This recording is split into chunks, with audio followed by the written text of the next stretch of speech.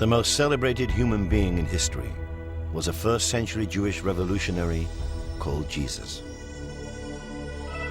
To his followers, he was the Son of God, with miraculous powers to walk on water, heal the sick, and even bring people back from the dead. According to them, he gave his life to save mankind. He was crucified and died. But on the third day, he rose from the dead and ascended into heaven. But throughout history, people have responded differently to this story. There have been those so inspired by the crucifixion that they wanted to share the experience. But there have also been those who denied the resurrection and have themselves been executed for their beliefs. There have been heresies that suggest that Jesus was rescued from crucifixion and escaped to lead a secret life in southern France. And there have even been people convinced that Jesus survived and traveled to the mountain kingdoms of Kashmir, where he died at the age of 80. To try and solve this 2,000-year-old mystery, some of the most devout Christians and most expert scholars will suggest new ways of reading the Gospels and ask the question, did Jesus die on the cross?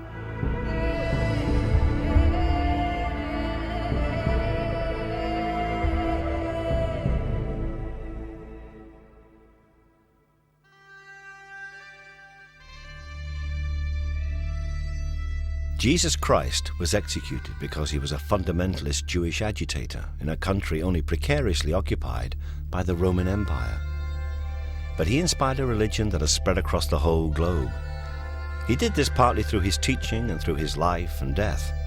But most of all, he became the inspiration for millions because his followers believed that he had risen from the dead. Christianity is based upon the resurrection of Christ and upon the concept of the gospel truth. To question one is to question the other. Throughout history, the Church has treated these questions as heresy and persecuted those who asked them. But 2,000 years after the events, many modern scholars and theologians, and even some who are training for the priesthood, now seem to doubt the historical accuracy of the Gospels, and even the literal truth of the idea that Jesus rose from the dead. Recently, I was teaching a graduate class, and 4 of the members of the graduate seminar are studying to be priests and ministers. And I asked them, do you believe this about the resurrection? And one of them, startled, said, well, no, but that's a secret.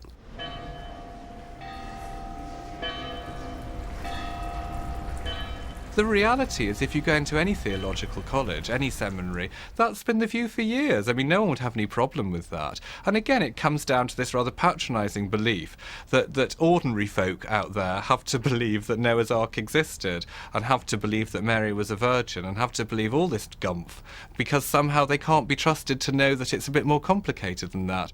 I've never been able to find a real dichotomy myself between being a good historian and a good theologian, or a good historian and a Christian, to put it very bluntly.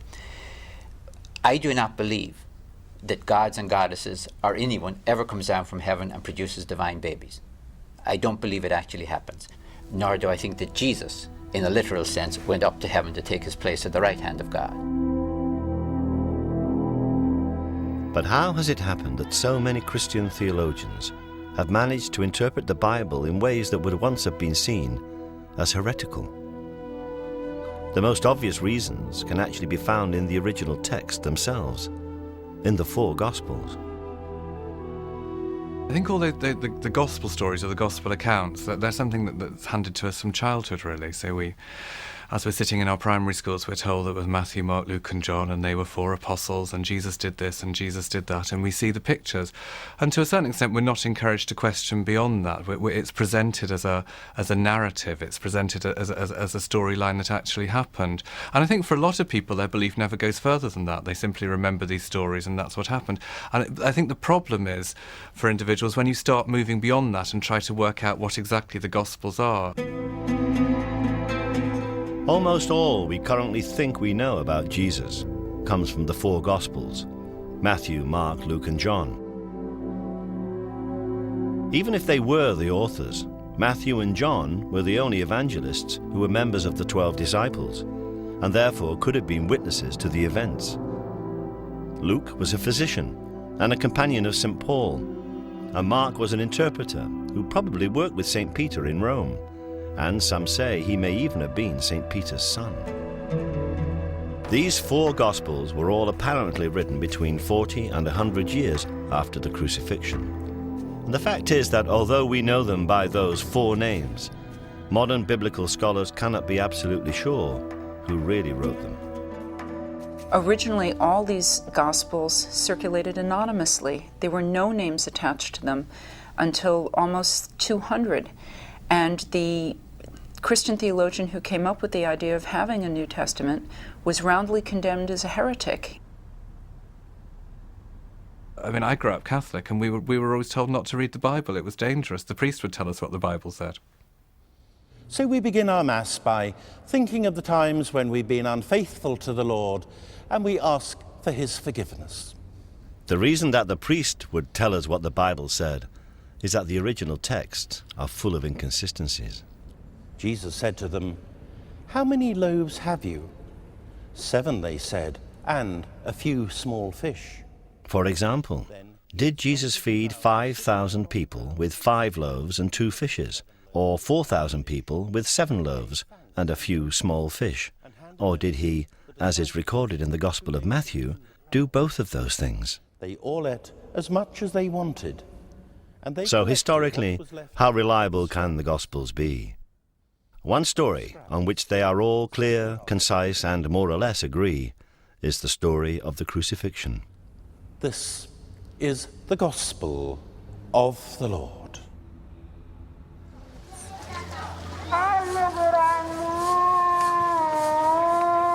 Every year at Easter, Christians in the Philippines reenact the crucifixion of Jesus as described in the Gospels. They actually volunteer to be crucified. They do it because they believe it will help them to purge their sins. For the onlookers, it's a bloody and brutal reminder of what happened to Jesus 2,000 years ago. Crucifixion was the most cruel and atrocious punishment that the Romans could inflict. And it was inflicted only for treason and only on slaves. If you were a nobleman and you were a traitor, then normally you were strangled, something much simpler and much easier and much less painful.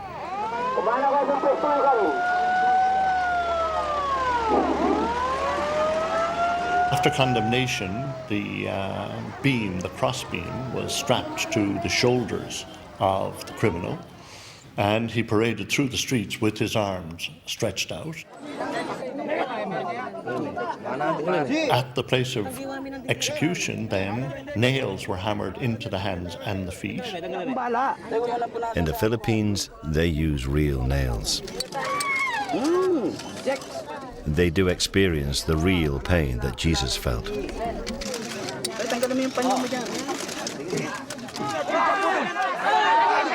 In fact, a man nailed to the cross does not die from his wounds. He dies, surprisingly, from suffocation.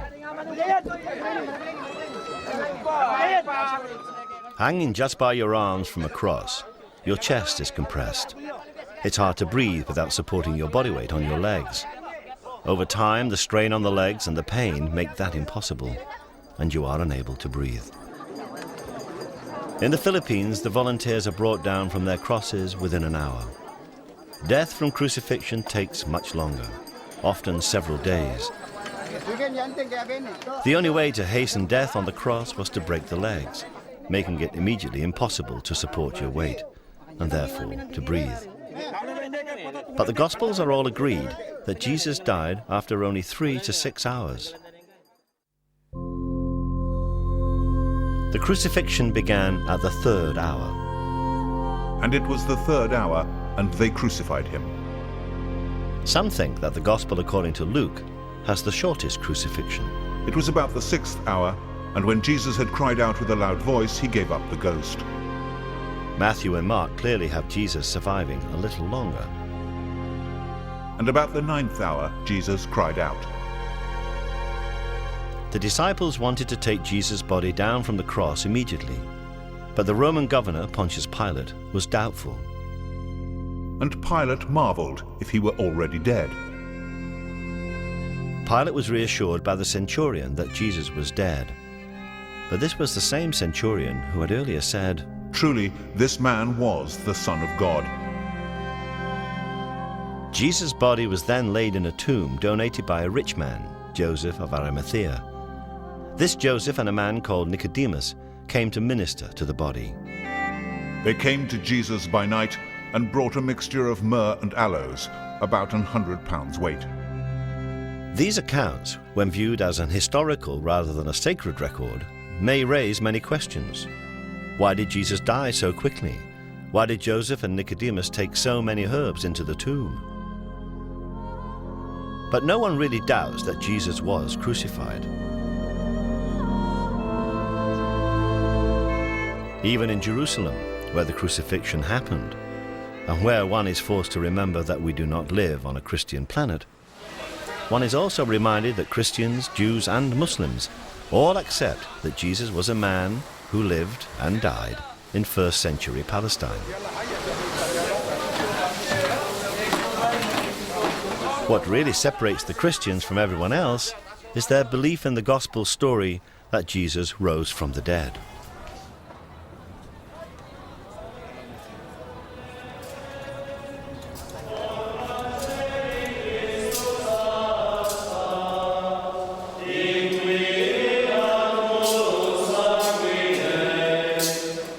This is the Church of the Holy Sepulchre, built upon what was supposed to be the tomb in which Jesus was laid after the crucifixion. This, according to devout Christians, is the exact site of the resurrection. And if anything can be described as the cornerstone of the Christian faith, it is the resurrection of Jesus. If you take away the resurrection, what you're saying is that Jesus was a Messiah who said some really interesting things, and some things that we might all want to copy, and then he died. And so, therefore, he has no greater significance than that. I think any ancient historian has to look very hard at the question, why did Christianity begin and why did it take the shape it did? And when you're trying to look at why that happened, all the early Christians for whom we have evidence say, well, it happened because of who Jesus was, but particularly because he was raised from the dead. Gloria Patri et Filio et Spiritui Sancto. The resurrection of Jesus, as far as all the Christian churches are concerned, is absolutely fundamental to the faith. There's no question, in my mind, that it's ever going to be changed. But while the resurrection may be fundamental to the faith, the gospel accounts of it, unlike those of the crucifixion, are full of inconsistencies and curious contradictions. When we read the resurrection narratives, it's like reading 4 different reports of the same football game in 4 rather different newspapers. And the fact that actually there may be some disagreement about whether it was a foul or not doesn't mean that there wasn't a game and that somebody didn't win it and so on. If one of them says there were 2 angels and another one says there was 1 angel, if one of them says Mary Magdalene was there all by herself and somebody else says Mary Magdalene was there with 1 or 2 other women, then these are the sorts of variations that you expect to get, like the different newspaper reports of the football match. And they're not something that should worry you to the point of saying, therefore nothing happened. That would be quite a false conclusion. But the Gospels do not just disagree about the number of angels or how many women arrived at the tomb. When it comes to the resurrection, the Gospels literally lose the plot. In the earliest versions of the earliest Gospel, Mark, there are no resurrection appearances at all. The Gospel simply ends with the discovery of an empty tomb. The last verses of Mark, which do contain resurrection stories, were added 200 years later. Matthew and Luke do have resurrection appearances, but they don't agree about the details. In Matthew, Jesus meets the women near the tomb and then meets his disciples just one time, and that is on a mountain in Galilee. In Luke, Jesus meets 2 unnamed disciples who do not recognize him, and then meets with the remaining disciples before leaving them in a village just outside Jerusalem. The last Gospel, John, has many different stories that do not appear in any of the other Gospels. Having all these differing Gospel versions of the story is confusing. None of the Gospel stories is CNN in Jerusalem in the year 30. These aren't people who are standing at the foot of the crucifix with notebooks in their hand, writing it all down. The Gospels are written in the form of historical biography, so many people have assumed that they are exactly that. But that's not actually what they are. They're written to demonstrate to people the importance and the meaning of Jesus and his teaching. That was what they're for, and they do that very well. But they're not primarily interested in what actually happened back there. So one is forced into the apparently blasphemous position of doubting the historical truth of the Gospels.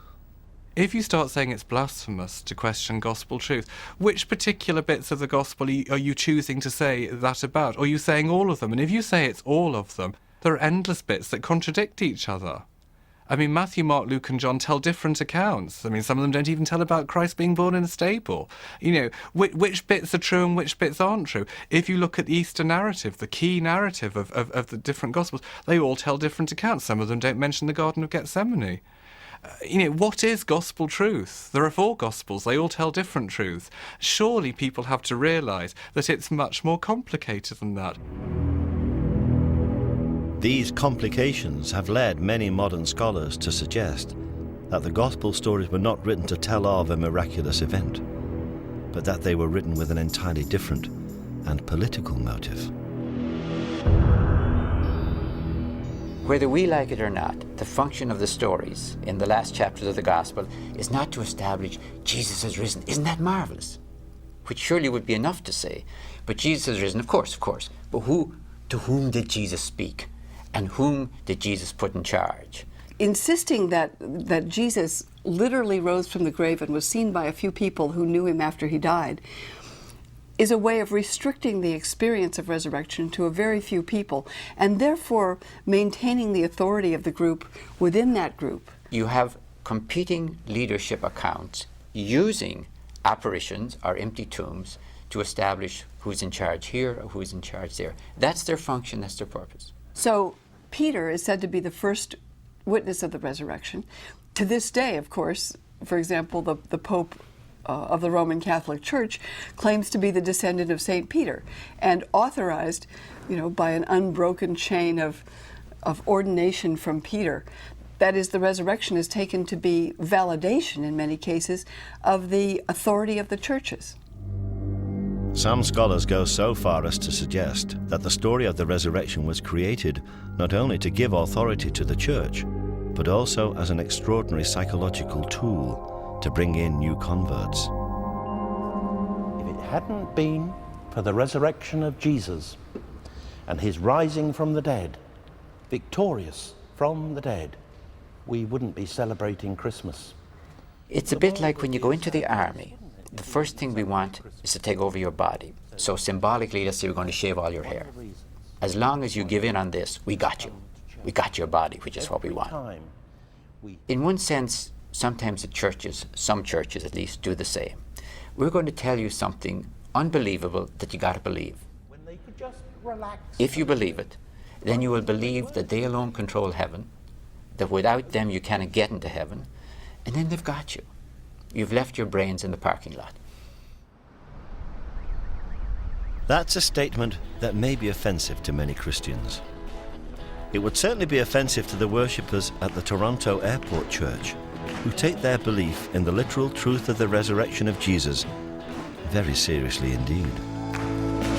Well, I hear this singing in the streets, now Jesus is alive. All creation shouts aloud that Jesus is alive. For these Christians, the risen Christ is an active part of the church, and they believe that in 1994, Jesus blessed their church with a miraculous healing mission.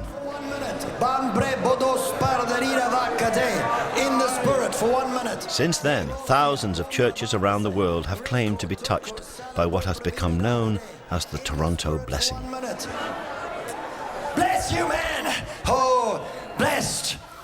Okay, blessing means everything that God has to give. The fastest growing and most active parts of the Christian church in the 21st century seem to be those which, despite all the contradictions and anomalies, fervently promote the literal truth of the gospel stories of Jesus' life, his death, and his resurrection. And in Toronto, in a splendid new church built by contributions from the faithful, the congregation continue to celebrate their belief in the resurrected Christ. Well, be blessed. Here, on an almost weekly basis, they claim that their faith has the power, miraculously, to heal. So God's going to heal you right now? There it goes, and the neck is healed in Jesus' name. Don't you like it? I like it. Bless you, brother. Today, it seems to me that there are many people who will strongly defend the literal truth of the resurrection. Many others believe that perhaps, those who die may be alive in some way, that Jesus who died might be in some sense alive, whatever one means by that. And there are many others who take it as an image of hope, because after all, talking about the resurrection of Jesus has a great deal to do with what we think about life after death, or for that matter, our own prospects.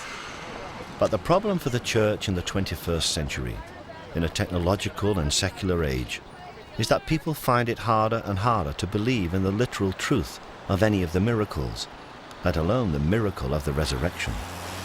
Since the 18th century, we've lived in a climate where people have distinguished between faith and belief. So the whole effect of science on religion really has been to throw religion back, to prove what we can believe in. But week in and week out, congregations gather in Christian churches and recite together an ancient creed. From the Latin word credo, meaning I believe. We believe in one God, the Father, the Almighty. We believe in one God, the Father, the Almighty. For our sake. At the climax of the creed, all Christians affirm their belief in the resurrection. He suffered death and was buried. On the third day he rose again. In accordance with the Scriptures. He ascended into heaven and is seated at the right hand of the Father. He will come again in glory to judge the living and the dead. But whatever is said in church, many modern Christian theologians no longer consider the resurrection to be an historical fact. And it's not just a 21st century problem, that there are differences between what the church wants us to believe and what people actually do believe. Look for the resurrection of the dead.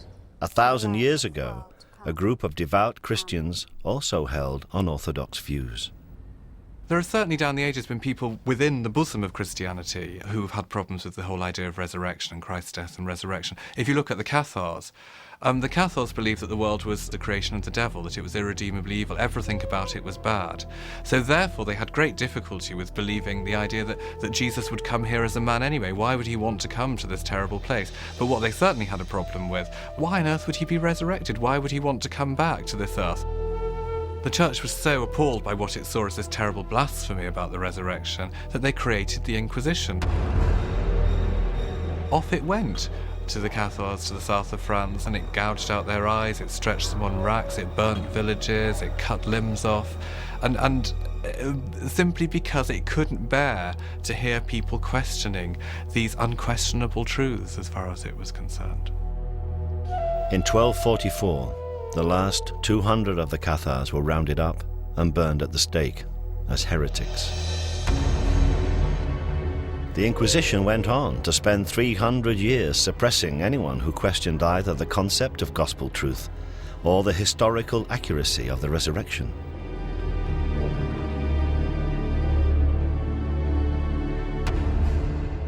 But there is one story, also set in France at about the same time as the Cathars, which tells of another Christian group who made a discovery which really did suggest that the resurrection story was not true. And what they did was to hide the evidence.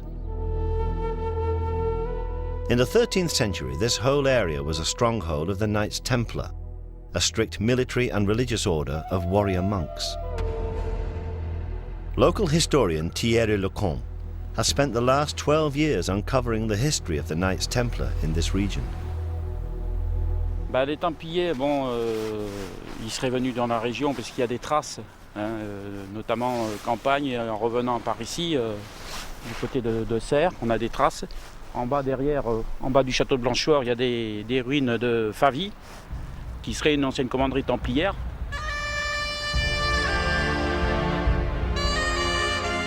The Knights Templar were committed to poverty, chastity, and the protection of pilgrims en route to the Holy Land.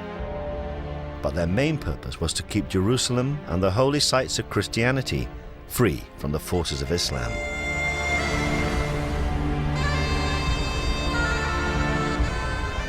While they were in the Holy Land, the Templars built their own castles, but they buried their dead in graves they excavated near to the original Temple of Solomon. And certainly during this time, they were thought to have discovered great treasures.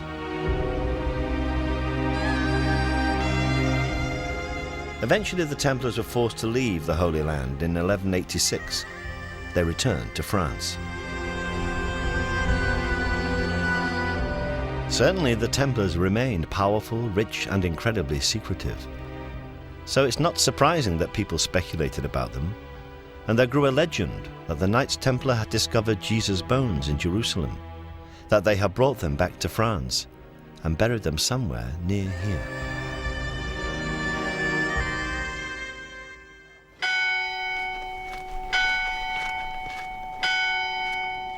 In the last 200 years, the search has focused on a small church in the village of Rennes-le-Château.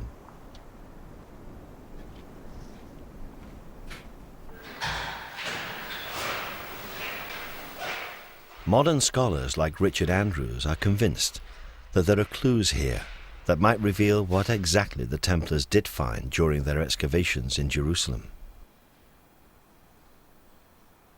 One can ask the question, did the Templars find relics, an ossuary full of bones, that they thought were possibly the bones of Jesus? Now, if they had found these, it would have been a shock to the system, because the Templars were good Christians. This would challenge the whole doctrine of resurrection, because here are mortal remains. So we ask a second question, why should the Templars risk being accused of heresy and bringing the bones that they thought were Jesus's back to this area? The answer is simple. If they had found something which they believed were the bones of Christ, they needed a safe location. You could hide a church in these mountains, let alone a small ossuary. You can get lost in these mountains today.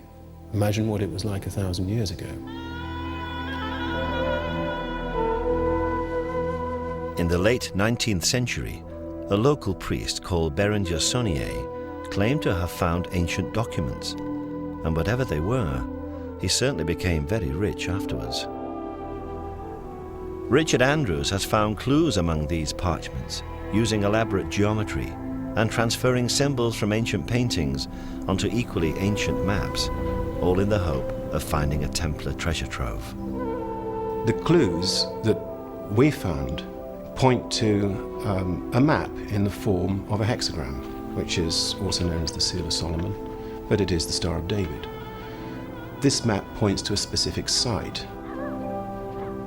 Now we know that the priest, Berenger Saunier, became fabulously wealthy, but we are sure that he didn't actually find what he was looking for. We can deduce, perhaps, that Saunier received money from patrons to look for a location in the area that might reveal perhaps the bones of Christ. Whatever it is, we do know one thing for sure. The secret that Saunier was giving clues to was heretical. Saunier died in 1917 and took his secret with him to the grave.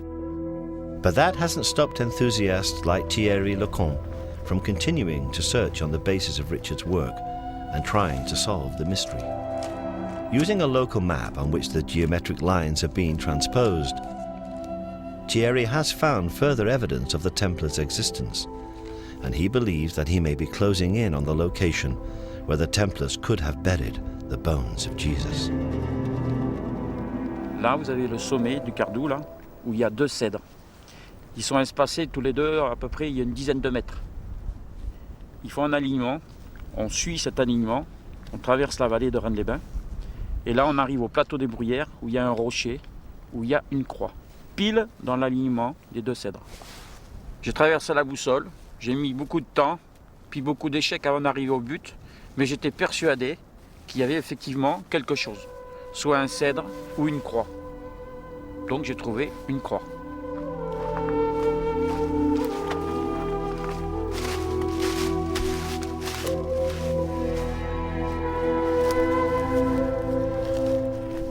Voilà cette fameuse croix.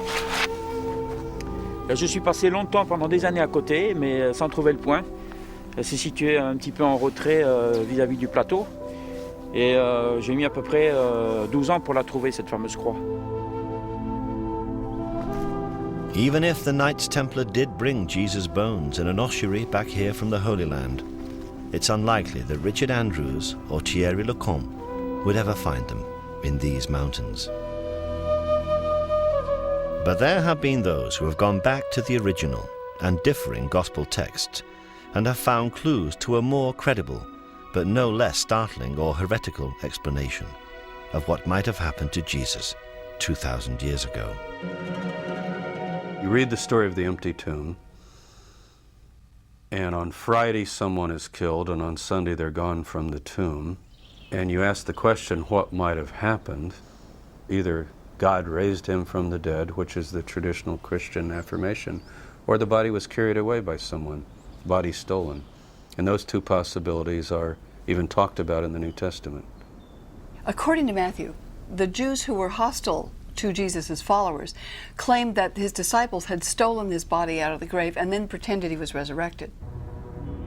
While the enemies of Christians immediately came up with conspiracy theories to explain the resurrection, the stories told by the Gospels are very down to earth. They describe how Jesus was alive again. He ate, he drank, and Thomas could touch his wounds. It's therefore perhaps not surprising that people who have always looked for natural explanations of miracles have suggested that Jesus was alive because he didn't die on the cross.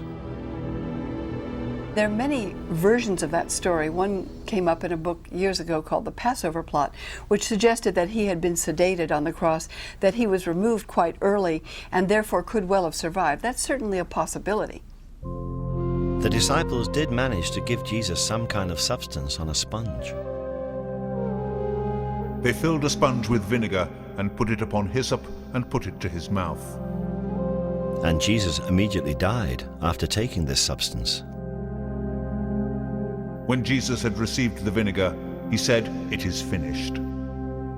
But oddly enough, it isn't necessary to suggest that Jesus was sedated or drugged by whatever was on the sponge in order to believe that he could have survived.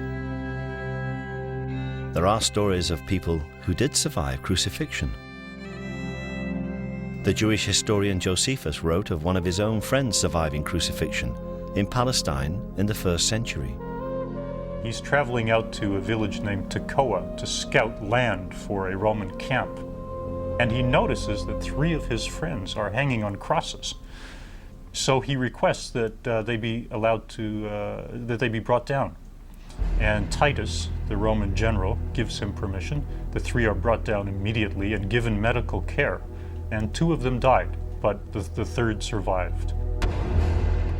So is it possible that Jesus could somehow have survived?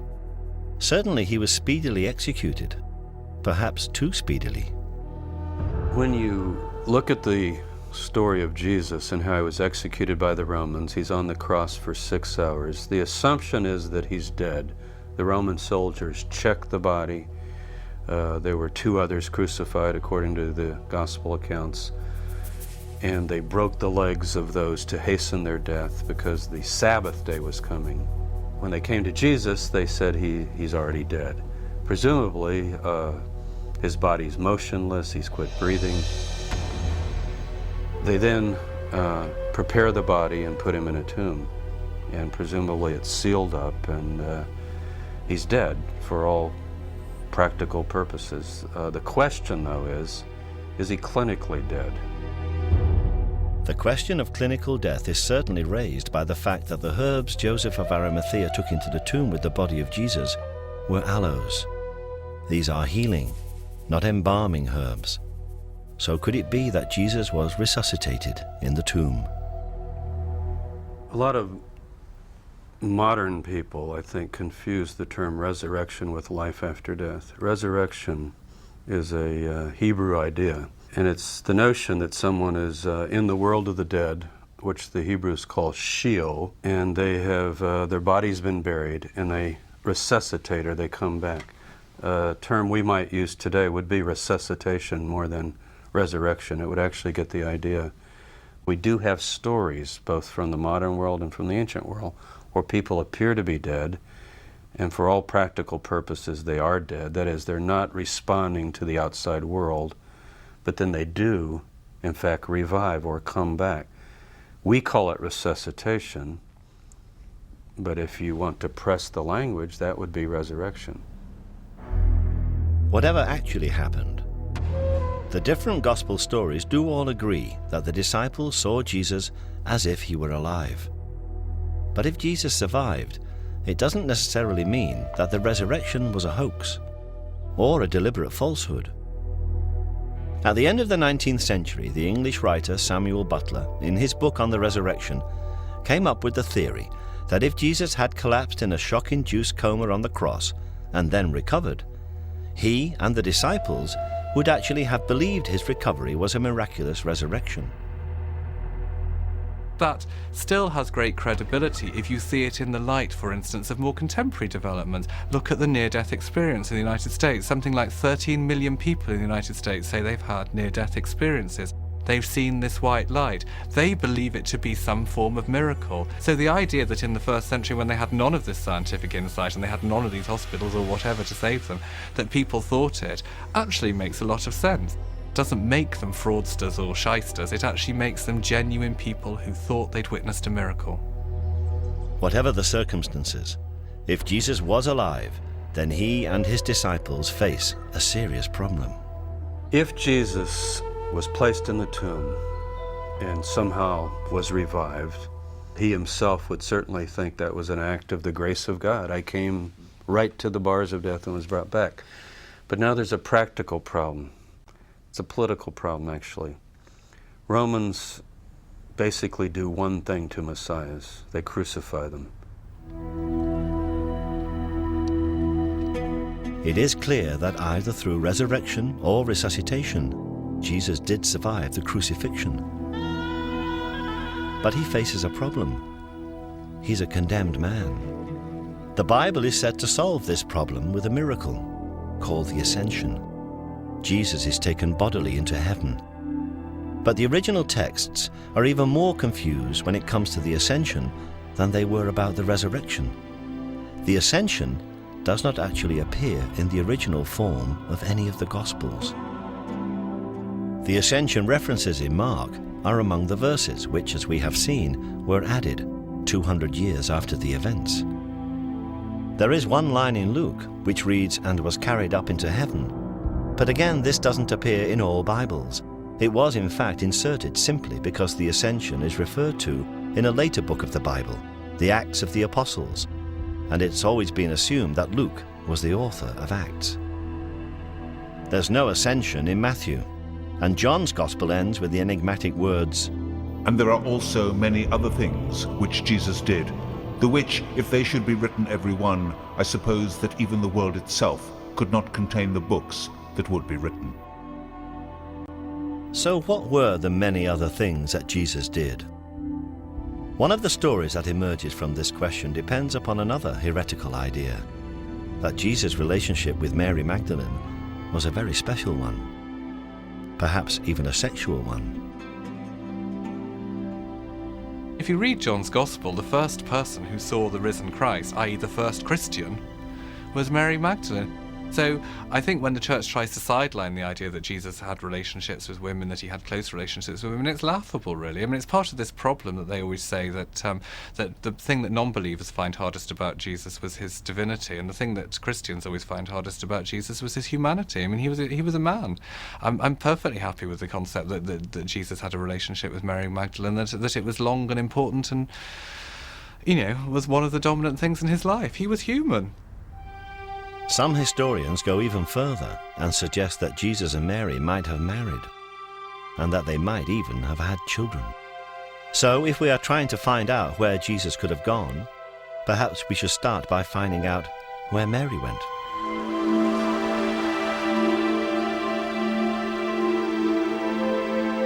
There is a tradition that some years after the crucifixion, Mary Magdalene came to the Camargue region of the south of France. Here she lived and died, and the Basilica Sainte-Marie-Madeleine is a shrine to her memory. This was the center of what became known as the Cult of the Magdalene. The cult of the Magdalene was very powerful in France up until the Middle Ages. The faithful wanted to believe in a mother figure, and the church were very anxious that they should not believe in Mary Magdalene as having been a mother figure for obvious reasons, which were that she might have been the spouse of Christ, that she might have had his child, that she might have produced a bloodline. The local legends describe how Mary Magdalene came here with her brother Lazarus and her sister Martha and a few companions. Perhaps then, if the relationship between Jesus and Mary was as close as some sources suggest, one of those companions, traveling incognito for fear of arrest by the Romans, was Jesus himself. Jesus could have taken ship at Caesarea or one of the smaller ports up the Syrian coast, and he could have left for another life. And he could well have arrived, as a lot of people believe, in this part of France and begun a new life. He could even have brought his family with him. So these stories could have a historical foundation. After her death, Mary Magdalene's relics were placed in a sarcophagus and then hidden. It wasn't until 1279 that they were rediscovered. This basilica was built for their safekeeping, and sealed within the crypt, in the center of the church, is what is claimed to be the skull of Mary Magdalene. The idea that Jesus went to the south of France may seem far-fetched. After all, if any of the stories were true, it's hard to believe that the original writers of the Gospels could have completely eradicated all the evidence.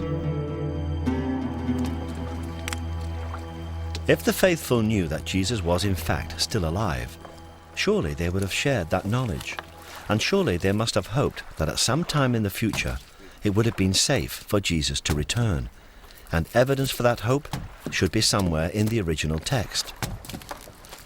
It is. The disciples were expecting Jesus to return. They were expecting what has become known as the second coming. But this was not necessarily going to be a miraculous return. Jesus definitely went away. Whatever view of resurrection you take, resuscitation or divine miracle, in the traditional sense of belief in resurrection, he goes away. He says, I'm going away. The disciples say, can we come? He says, no. And he says, I'm going to come again. Now what's interesting about that is normally, if someone says they're going away, and they're going to come back, and you're sort of looking at your watch or your calendar wondering, okay, he said he went away, he's going to come back, you would take it in that everyday sense. The concept of a heavenly second coming with Jesus returning on the Day of Judgment was only created after it became clear that he had not returned in that everyday sense. That key Christian idea of the second coming, that Jesus having come once and died and risen from the dead will come again, is very much a distinctive Christian idea. Christianity borrows most of its ideas from Judaism, but this is one that it thought up on its own. If you look at the Messiah tradition in Judaism, and obviously when Jesus was around, the Jews were expecting their own Messiah. They were expecting him to come and sort everything out, and that would be an end to it. They weren't expecting him to come, half sort things out, die, go off somewhere, and then come back a bit later on. This is really, the second coming is one of the distinctive Christian ideas. But does the concept of a heavenly second coming ignore the very matter-of-fact nature of some of the references to it in the Bible? A lot of those references to Jesus coming back might in fact be taken more in an everyday sense of someone going away to accomplish a certain mission and then planning to return when that mission was accomplished.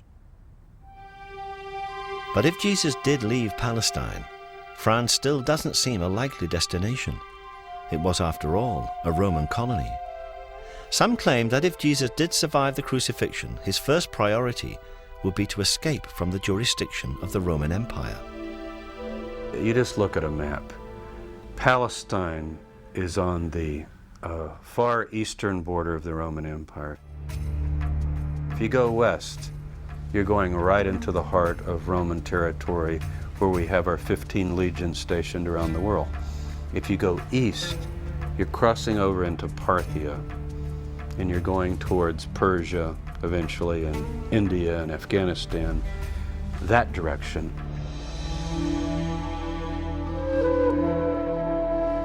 And if Jesus thought he was the Jewish Messiah, there was another reason why he might have traveled east.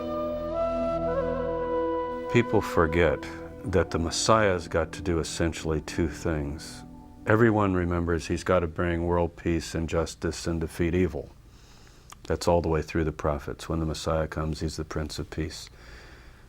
But the other huge task is he's got to gather all the scattered tribes of Israel back to the land of Israel. Now, this takes a bit of explaining, but it's not too complicated.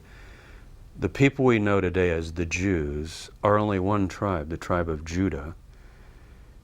And we have in the Hebrew Bible the story of 10 of the tribes being taken away to the east, to the northeast, by the Assyrians in the 8th century BC. They become known in history as the lost tribes because nobody knows exactly what happened to them.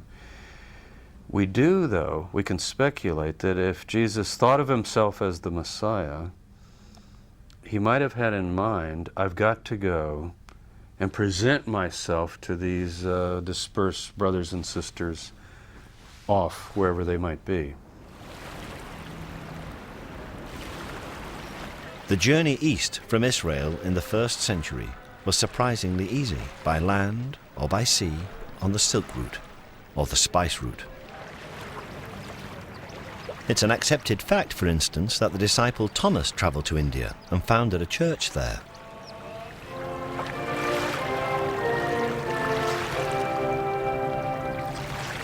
The great tradition of the Indian church is that it was founded by Thomas the Apostle. To travel to India would be no problem. He just had to go down to Gaza and link up with one of the spice trains returning, and then from Yemen get a boat to India. It would have been a very simple, easy procedure that was done regularly. And there's another reason Jesus might have been tempted to travel east. But to understand that, we have to go back to the year of his birth. We all recognize the story in Matthew's Gospel of the 3 wise men who followed a star and presented themselves and their gifts to the baby Jesus. What we perhaps don't recognize immediately is the similarity between this story and the traditions of a religion that is 500 years older than Christianity, Buddhism.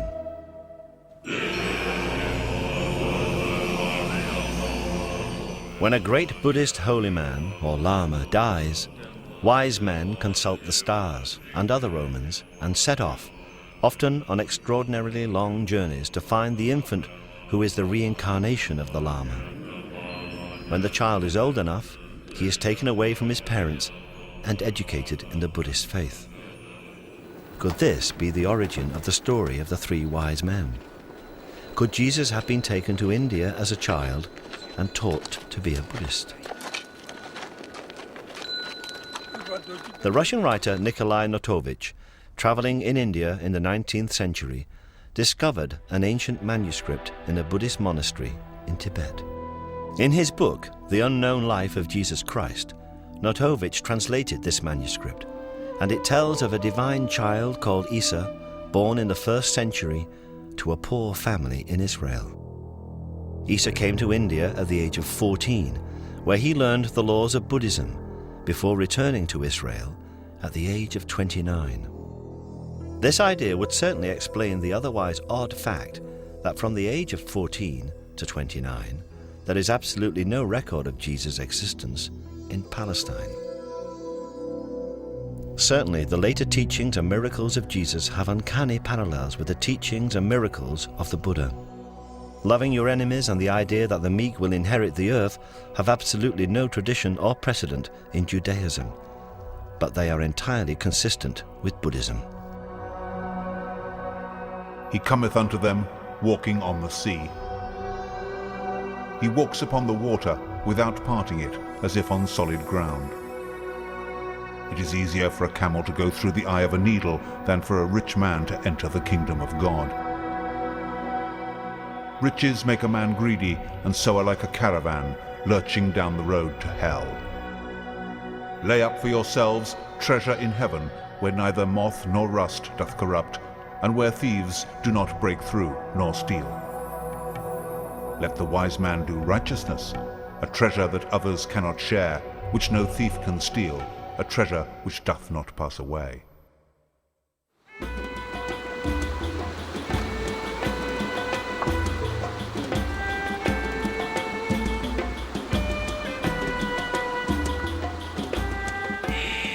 But if Jesus travelled or returned to the East, surely there would be legends, like those in the south of France, to support the idea. And of course, there are such traditions. In fact, the people here in Kashmir call their tribe Ben-e Israel and claim to be descendants of the lost tribes. And here there are stories that in the 1st century, Isa, known locally as Yusasaf, meaning leader of the healed, returned to Kashmir in his 30s. Yusasaf's ministry here can easily be seen as a continuation of the Jesus ministry.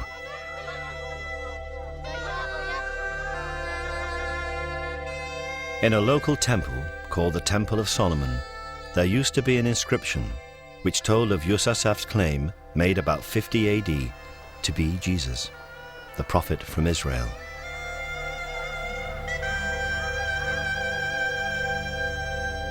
तमाम कश्मीर की तारीखों में यही लिखा है कि ये बाहर से आया है, ये प्रॉफिट था, ये पैगंबर था और इस्राइल से आया, नस्वैन से अंदर बॉर्डर में आया है और फिर यही तबलीग कर रहा है। वही जीसस है, वही मसीह भी हैं, क्योंकि यूज़ असद के माने हैं जो कोड़ी के मर्ज़ में हूँ उनको शिफा देने वाला, उनका इलाज करने वाला जो शिफा याब हुए उसको यूज़ असद के दूसरे माने हैं कि यूज़ असद के दूसरे माने हैं जमा करने वाला। Yusasaf continued to teach and to preach in Kashmir until he died around the year 80 AD. He was buried in Srinagar.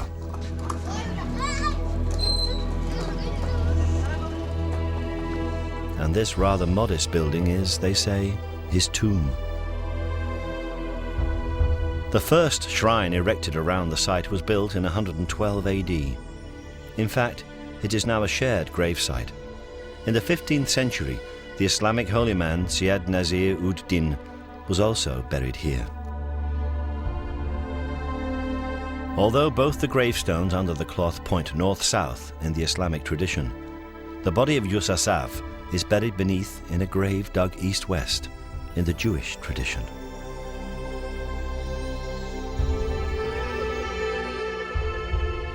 But this is a sacred site, and short of exhumation, there is no way of discovering whether the body buried here is that of a man who once survived crucifixion. However, next to the sarcophagus are the carved footprints of Yusasaf, and they do have marks or scars on them. अच्छी उम्र में ये फोत हो गया है और उसके पाँव के निशानात का पत्थर पर उन्होंने कुंडा कर रखे हैं, जैसे कि थे वैसे ही रखे हैं निशान के तौर पर। उनमें जख्मों के निशानात बिल्कुल साफ नज़र आते हैं, जो सलीब पर चढ़ाने की वजह से उनके पाँव में जख्म आए थे। The position of the scars, just behind the toes, do not match each other, but they would align if a single nail was driven through both feet with the left foot placed on top of the right.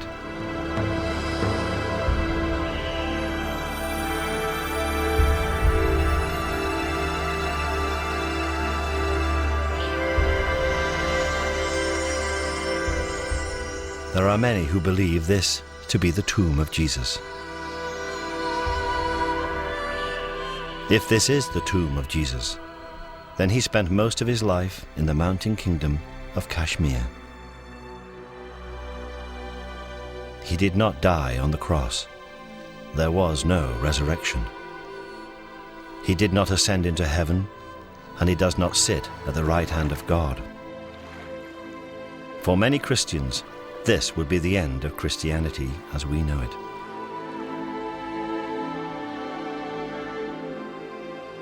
For some, the original story would still have the power to comfort us as we approach death.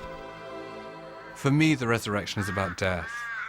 The two things that will happen to us all in our life is that we'll be born and that we'll die. They're the two things we know nothing about. And we have this great void before and we have this great void afterwards. So in Jesus' resurrection at the end of the Easter story is the symbolism of our own resurrection, of our own new life. That in many ways is the great strength of Christianity, and I think to kind of get away from it, to get away from that incredibly powerful symbolism of the resurrection that touches each and every one of us because of the reality of what will happen to us, and start debating whether, bones in a tomb matter or whether it actually happened, completely misses the point of Christianity. But for some theologians, the story of the resurrection is little more than a witness to the grief felt by the disciples at the loss of their leader. My own working assumption is that Jesus' followers were scattered and discouraged, as they said, and that some of them became convinced that he was actually alive. I don't know how that happened, but certainly it does happen, even today, that many people with a sudden or not sudden loss, bereavement, become convinced that the person that they thought they had lost is somehow alive. And that conviction apparently was very powerful for some of these people, and then it spread. For others, the resurrection is purely a symbol of the continuing power of Jesus, summed up in the experience of the two disciples who had not recognized the risen Jesus until he broke bread with them. And their eyes were opened, and they knew him. The person who wrote that was not trying to describe an apparition. It would be like a preacher on Easter Sunday saying Jesus is among us this morning, and you don't expect people to go looking under the seats for where is he? They understand. It's the presence of Jesus they're describing. In one sense, it's a perversion of resurrection to reduce it to a body coming out of the tomb. Do you not believe? And it's bad history, not just bad theology.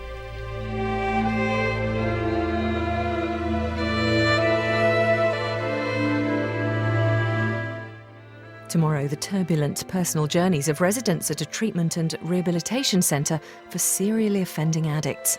The only thing that stands between them and lengthy prison sentences. That's Quitters at 10. Tonight, stay with us to be captivated by some of the world's most important illuminated manuscripts. Next.